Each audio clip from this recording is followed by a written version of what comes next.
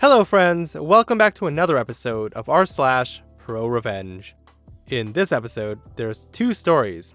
First is how an assistant principal and bus driver gets revenge on an entitled family. And the second story is why you should always lend a helping hand to someone who needs it. I hope you stay for all the stories today and subscribe for future videos. This one's titled, My Dad's Ultimate Revenge on an Entitled Family. Backstory: my dad is a high school assistant principal. It's currently his first year at a new school. It's a much better school than the last one he was at, which was overpopulated, drug-filled, and many of the students there had to have free or reduced lunches. There were fights almost every week, and my dad had to suspend kids almost every single day. His new school is much better, with just 2 incidents all year. One with an autistic kid who had an episode, and the one I'm about to tell you about. To clarify, any dialogue I might include will obviously not be 100% correct. The original incident took place about 2 months ago, and I'm not 100% sure what started it. It could have been the bus driver bumping into the entitled girl while he was dropping her off, or he told off the entitled girl for saying something rude. But she got pissed and texted the entitled mom about it. The entitled mom came out of her home and started yelling at him, so he just drove off. The next morning, the bus driver went to pick up the entitled girl, but when he got to her driveway, she wasn't there.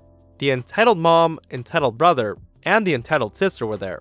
He opened up the door to ask where the girl was, and that's when all 3 of them boarded the bus. Entitled girl is a junior, I think. Her older brother was around 22 years old, and her older sister was in college.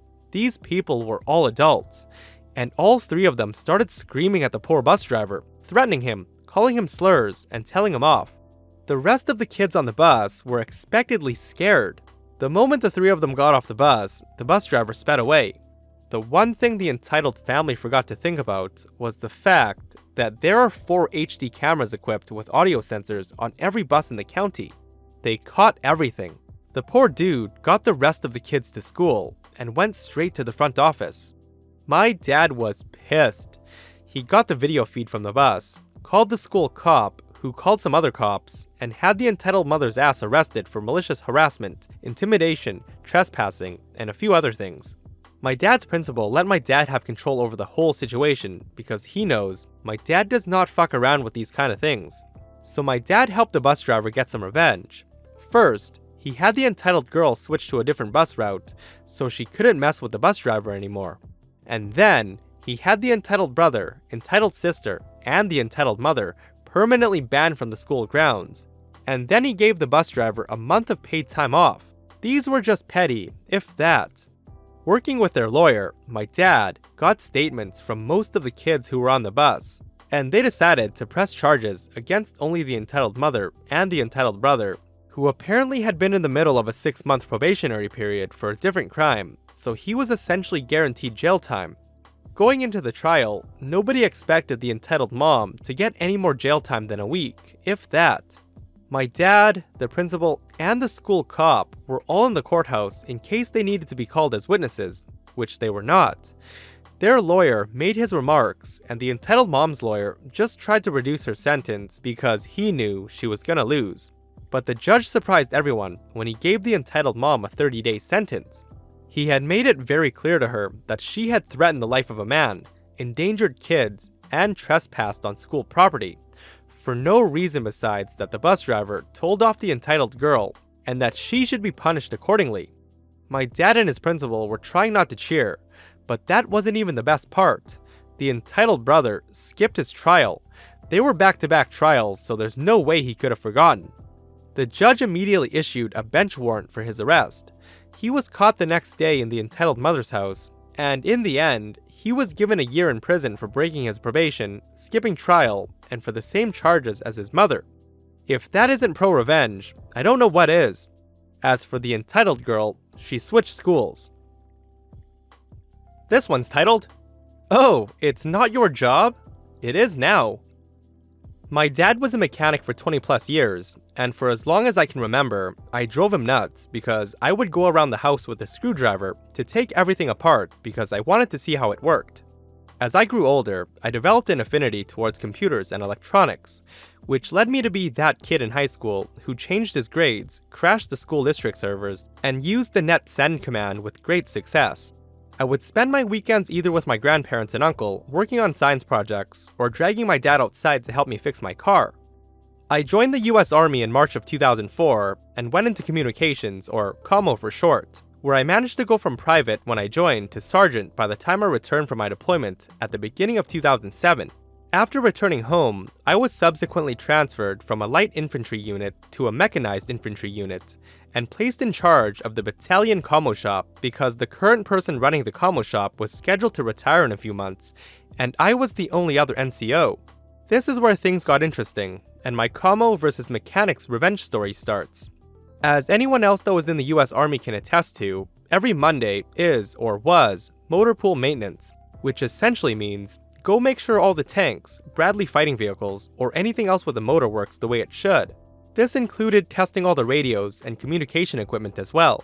If it didn't work, we filled out forms with the correct shop and have them fix it. All the issues would later be consolidated into a report that the leadership team would review. If a vehicle was on the report, the leadership team wanted to know why it wasn't fixed.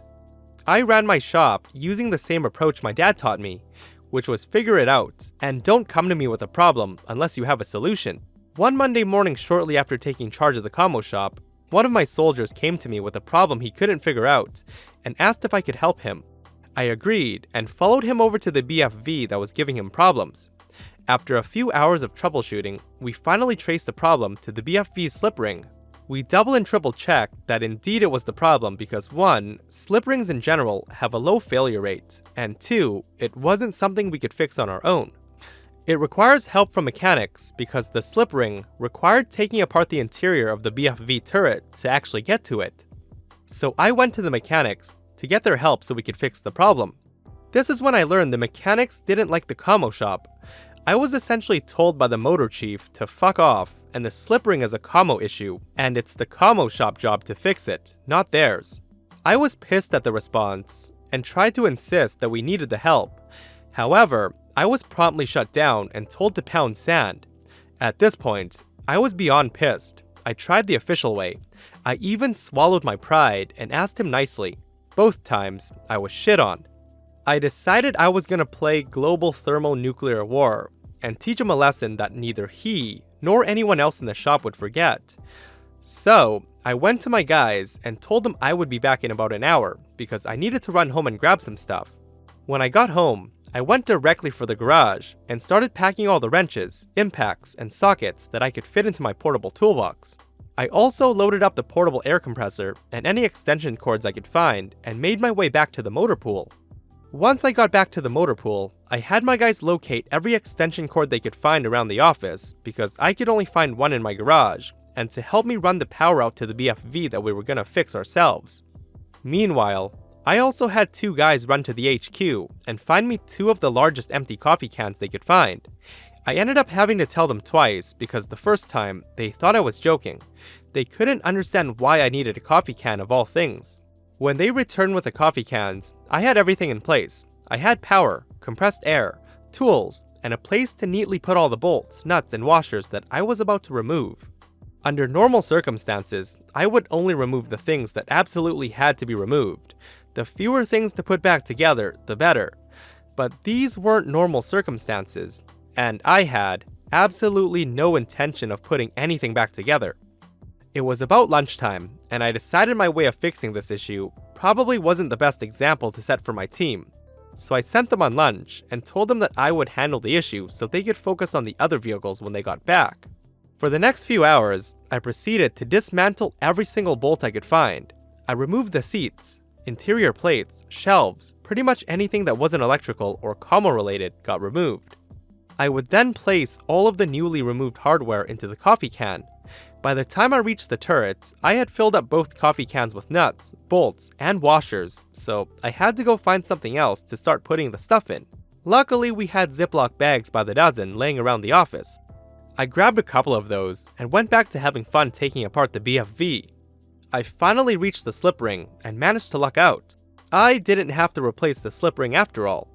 It turns out, the mechanic did not install one of the cable mounts, and one of the commo cables got snagged and subsequently cut.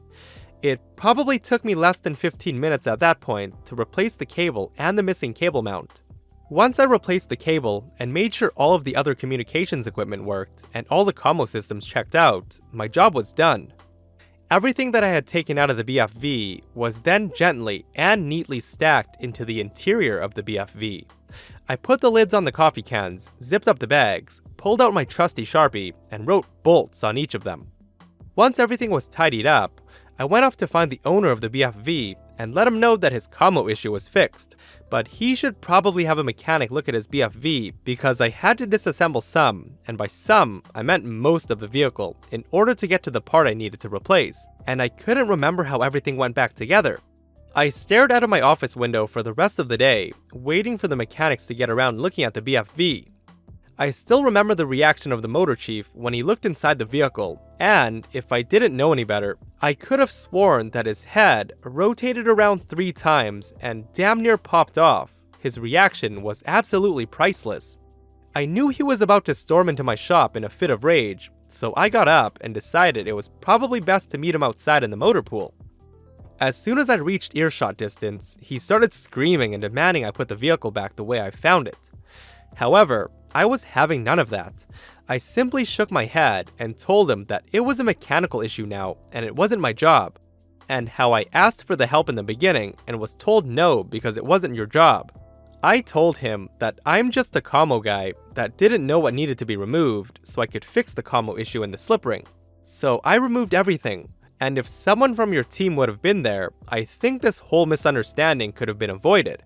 That vehicle remained on the weekly report for the next 3 weeks, while they figured out what bolts went where. However, after that incident, I was never told that it's not my job ever again, and the mechanics were more than willing to help me fix any issues that came up. Hey friends, I hope you enjoyed the stories in this episode. If you aren't subscribed, hit that subscribe button and turn on notifications so you don't miss future stories. See you guys in the next one.